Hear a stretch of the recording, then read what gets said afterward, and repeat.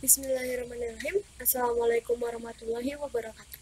My name is Rezza Nurul Izzati. I'm from class 2E. In this video, I want to make a presentation of the summary from the video of reconciling between reason and revelation and the role of intellect in Islam by Yasir Khadi. Bismillahirrahmanirrahim. In the beginning, when Al-Quran was sent down by Allah to Prophet Muhammad SAW, the very first word that he received is Iqra. That means to read or to explore, to learn more.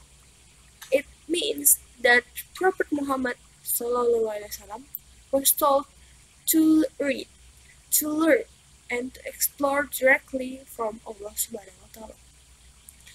And if we continue, the word Iqra was repeated twice.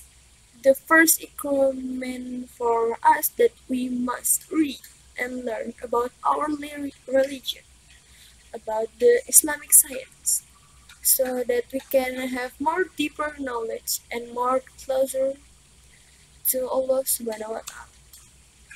The second Iqra is referring to the science or the knowledge that are surrounding us, like what Mr. Yasir Khadi said, that Allah told us first to learn the knowledge of the religion, and second is to learn the knowledge of this world. Our religion is the only one that was religious and scientifically at the same time. Most of the things that in science was found was by us, the Muslims, like the stars, the anatomy of the body, and many more. Besides of what the intellect that we have makes many great things, there are bad things too that was produced by our intellect itself. Sometimes there are some people that are more focusing in their own intellect and not coming back to the Qur'an. This was proved when the science cannot prove the extension of God. And when the science say that there are no proof, then things will be not affect further. That is why we have to balance between the science part and the Quran and the religious part, so that we, inshallah, will not lose. And if we look and extract from the Quran itself, we can find when does Allah ask us to ask our intellect, our brain, and when does Allah ask us to think and for the answer for the question. We can collect 4 categories. The first categories is Allah challenge those who not believe in Him to think in logical and rationally that there is only one true God and that God is worthy of being worshipped.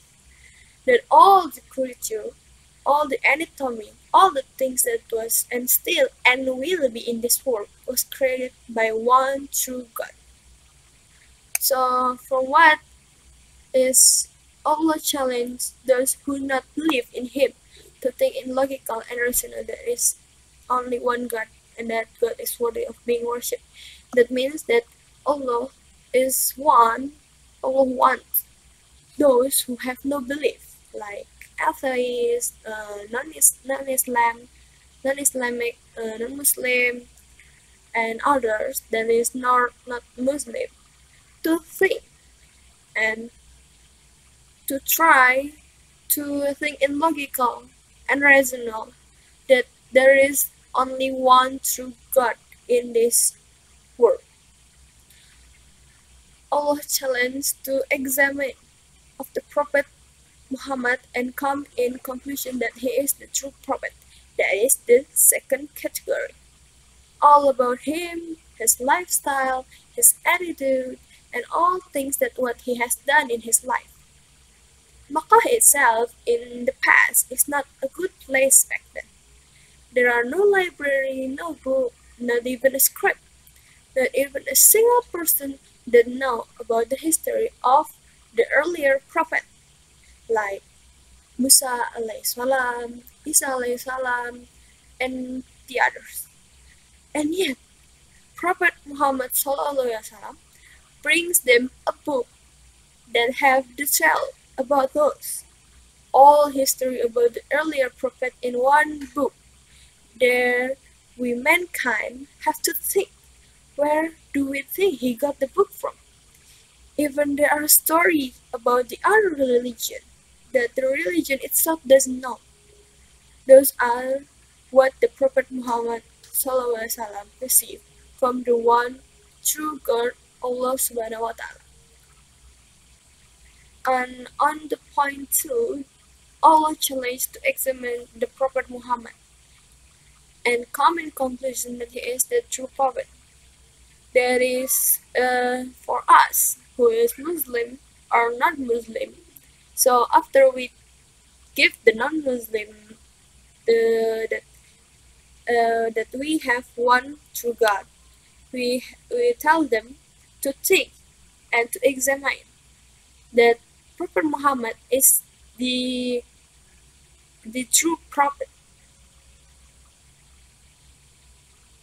Like they don't know that the how Prophet Musa's story. They don't know about Prophet Isa's story. They don't know the older prophet, the earlier prophet stories. Like, and then one day, Prophet Muhammad came with a book that tells all those stories in detail. Like, how do you know it? How can you write it? Like, because on Makkah, there all the people that knows Muhammad Sallallahu Alaihi Wasallam, they know that Prophet Muhammad is any never learns to write, never learns to read. He has nothing that have the he can't read, he can write. So why all of a sudden he wrote a book that is contains so many stories? And so if we think logically and rationally, we can tell that Prophet Muhammad is receiving the book and receiving the message that one true God, Allah Subhanahu wa Ta'ala, gave him. And the third category is Allah challenge us the Muslims, to think and to examine and the knowledge of this world. So then we can increase our iman. The more we learn, the more we think about the world, the more we increase our iman or our belief to Allah. And the last category is Allah asks us to extract the meaning of Qur'an. Allah tell us to deepen the study of Qur'an, to make more knowledge about the Qur'an so we can understand and we can derive all what the Qur'an means and the purpose of the Qur'an itself for us. Next, we human beings are having one thing that our creatures have not. They don't have. It is intellect. The intellect in Arabic itself is akal. Next is, what does akal mean? It is the difference between us and animal. The only creature that having intellect is only human being that has meaning, that the one who have akal or intellect is the one that is a good worshipper of Allah, who is the one true God. And that other than the worshipper that do the good for Allah are all have no akal. And that anybody that disobeys Allah is acting in ignorance and foolish manner. The purpose of akal is to us to have the power to recognize the truth, so we can difference You can tell the difference between the good and the bad, the truth and the false. The Quran cannot contradict the intellect, but the Quran might astound the intellect with knowledge that it has. So from what we got, we have to use the Quran and the intellect that we have in harmony. We have to use it in balanced way so that neither of these two will make us ignorant and a foolish manner of a person. So in conclusion, we have to use the intellect that we have as a human being and the Quran that Allah subhanahu wa ta'ala give us in a balanced way. So we can walk in the right path. And for the third part,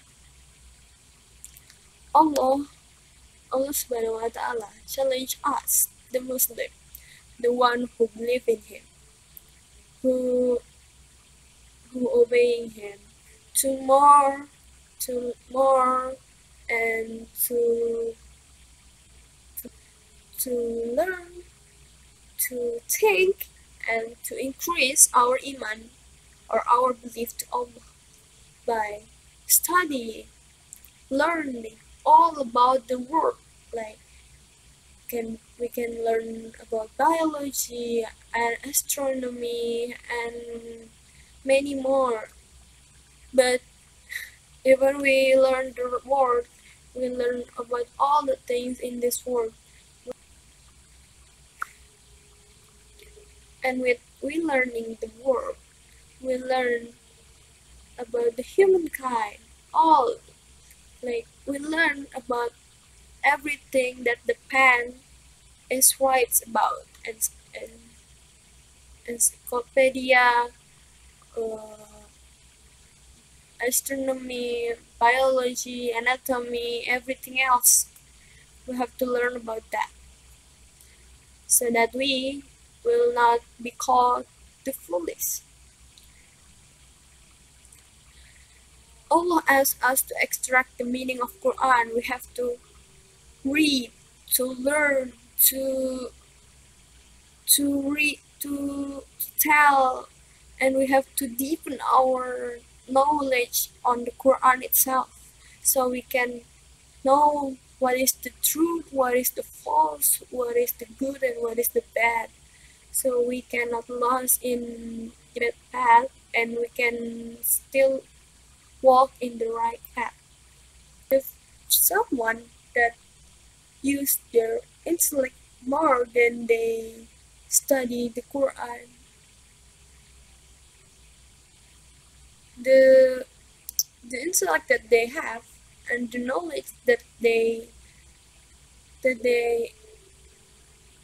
got from the intellect itself without back to the Quran is nothing more than a foolish and ignorance for the one true God Allah subhanahu wa ta'ala.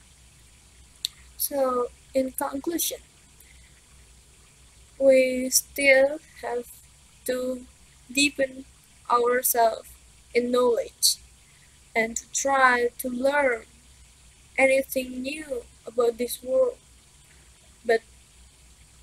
But not far from that, we still have to closer our heart to the Quran itself, so we will always walk in the right path. That's it for me. Thank you for your attention. Assalamualaikum warahmatullahi wabarakatuh.